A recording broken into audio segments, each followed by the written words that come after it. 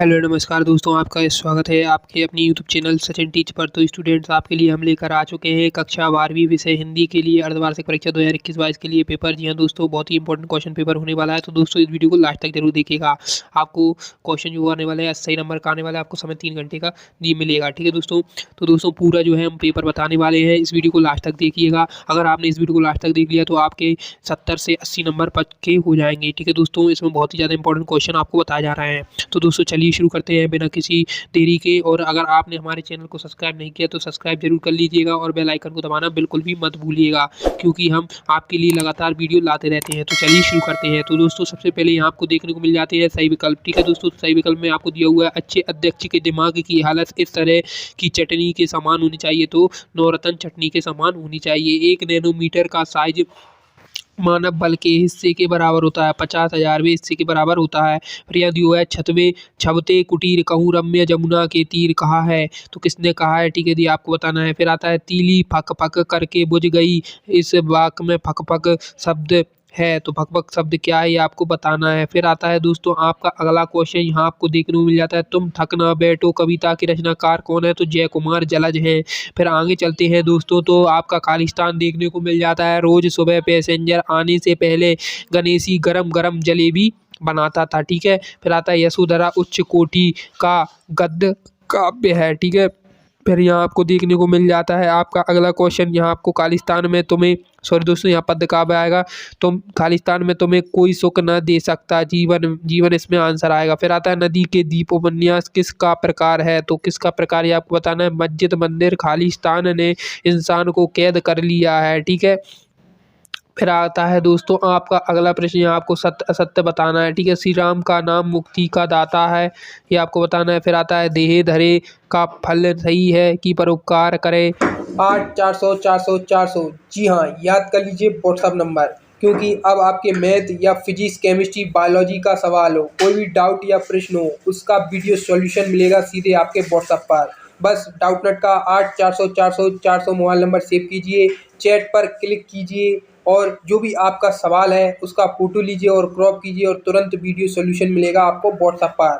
Class 6 से 12 IIT JEE NEET CBSE सभी state के बच्चों के लिए। देर किस बात की, तुरंत जाइए और अपने सवाल को 8 400 400 400 पर व्हाट्सएप कीजिए और अपने सभी डाउट्स को आउट कीजिए, लिंक डिस्क्रिप्शन में है। दीप स्थिर नहीं है इसीलिए कहते हैं। फिर आता है राष्ट्र के श्रृंगार कविता के कवि मैथिली शरण गुप्त है, जहाँ रस होता है वहाँ गुण अवश्य होता है। ठीक है दोस्तों, फिर यहाँ आपको सही जोड़ी यहाँ देखने को मिल जाती है।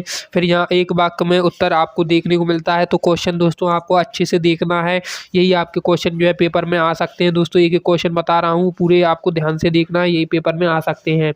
तो दोस्तों पहला है सूरदास के इष्ट देव कौन है? दूसरा है नाम मुक्ति देता है, रूप अणिमा देता है, गुण गरिमा देता है, ऐसे ही भक्ति क्या देती है? फिर आता है थर्ड सुरवाला की दृष्टि में परमात्मा कहाँ विराजते हैं? चौथा है ऊँट के मुंह में जीरा मुहावरे का अर्थ बताना है। पांचवा है लेखक का बचपन कहाँ गुम हो गया। फिर आता है दोस्तों आपका अगला प्रश्न, यहाँ आपको देखने को मिल जाता है छठवा, लिखने के लिए मैंने कभी नहीं लिखा, इसका तात्पर्य क्या है? अथवा है घर जाने की खुशी होने के बाद भी गजाधर बाबू का मन क्यों दुखी था। सातवां है कबीर ने किसकी संगति करने को कहा है? अथवा तुम चलाते हो सदा चेतना के तीर से नवीन जी का क्या आशय है? फिर आता है दोस्तों यशोधरा दुखी क्यों थी? अथवा में दिया हुआ है सुरबाला के बाल स्वभाव की 2 विशेषताएं बताइए। फिर आता है दोस्तों आपका नवा, रंग की पहचान करने से होने वाले 3 लाभ लिखिए। अथवा में दिया हुआ है लेखक के अनुसार गीता के जन्म का उद्देश्य क्या था। प्रश्न 10वां है दोस्तों, दिए गए मुहावरे का वाक्यों में प्रयोग बताइए। दांत खट्टे कर देना, मुंह लटकाना। अथवा में दिया हुआ है दोस्तों आचार्य रामचंद्र शुक्ल के अनुसार रहस्यवाद की परिभाषा बताना है। फिर आता है दोस्तों आपका अगला राजभाषा राष्ट्रभाषा में अंतर याद करना है। ठीक है, फिर आता है आपका अगला क्वेश्चन, भाई बहन कविता के माध्यम से कवि क्या संदेश देना चाहता है? अथवा सवैया छंद किसे कहते हैं? परिभाषा लिखकर प्रकारों के नाम लिखिए। इसके अथवा में दिया हुआ है दोस्तों आपका प्रश्न क्रमांक 13वां, छायावाद काव्य की कोई 4 विशेषताएं बताना है। फिर आता है दोस्तों आपका अथवा नींव के पत्थर से कवि का क्या तात्पर्य है। फिर आता है दोस्तों आपका 14वां क्वेश्चन, नैनो मटेरियल किसे कहते हैं। नैनो मटेरियल तैयार करने की 2 पद्धतियां बताइए। अथवा में दिया हुआ है, देव की कारागार में बेटी किस प्रकार का अनुभव कर रही थी। फिर आता है दोस्तों आपका 15वां क्वेश्चन, लता के गायन की विशेषताएं लिखिए। अथवा दिया है, उत्तराखंड के चारों धाम किन 4 पवित्र नदियों के किनारे बसे हुए। 16वां है, वक्रोत्तरी अलंकार की परिभाषा लिखिए। फिर आता है अथवा में खंड काव्य के 2 लक्षण लिखिए। फिर आता है दोस्तों आपका 17वां, लोक गीतों की कोई 4 विशेषताएं लिखिए। अथवा में दिया हुआ है, भारतेंदु युग की किन्हीं कविताओं का जागरण काल क्यों कहा गया है।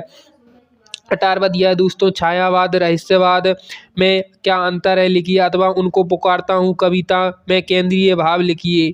फिर आता है दोस्तों, जहाँ आर्थिक संबंध होता है वहाँ तर्क की गुंजाइश नहीं होती, वाक्य का भाव विस्तार कीजिए।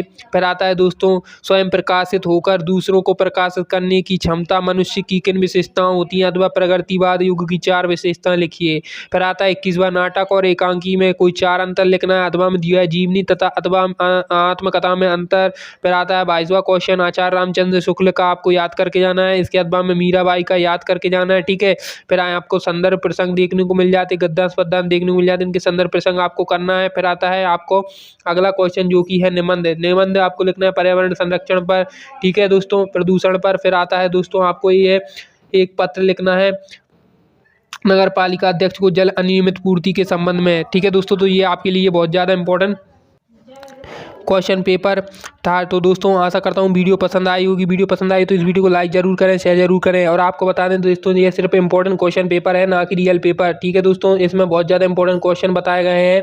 पुराना पेपर है दोस्तों, बहुत ही ज़्यादा इंपॉर्टेंट क्वेश्चन थे, तो हमने आपको बता दिया। आशा करते हैं वीडियो पसंद आई तो वीडियो को लाइक शेयर करना ना भूलें। मिलते हैं अगली वीडियो में। आप सभी का दिन शुभ रहे।